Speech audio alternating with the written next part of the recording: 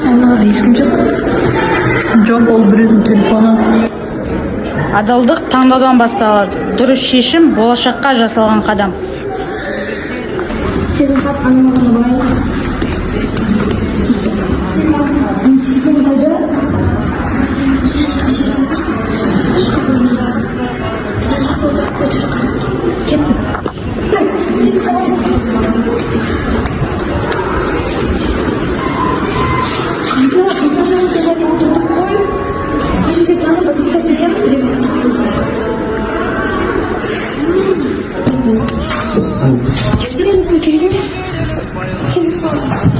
Жоқ, ол мұғалімге берген жақсы шешім болады.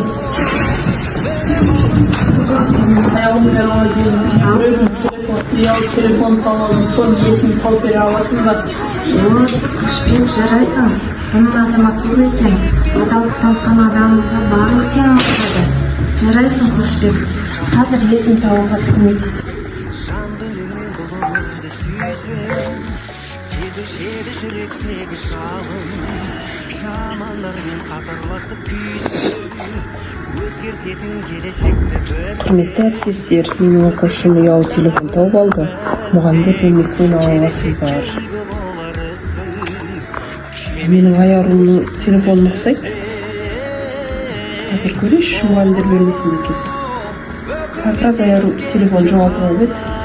Барып аяғым айтайын. Айару бар ма, балалар? Айару, сен телефон табылды сүйінші? Мау сен телефон? О, алақа, телефон табылды. Балалар, тәуелсіз елдің азаматы болу үлкен жауапкершілік. Ең бастысы адал болу. Жемқорлық жақсылыққа апармайды. Мұғалім, дұрыс айтасыз. Егер барлығымыз адал болсақ, еліміз де мықты болады. Адалдық адамды биік етеді. Жемқорлық қоғамды әлсіретеді, ал адамдар оны нығайтады. Тәуелсіздік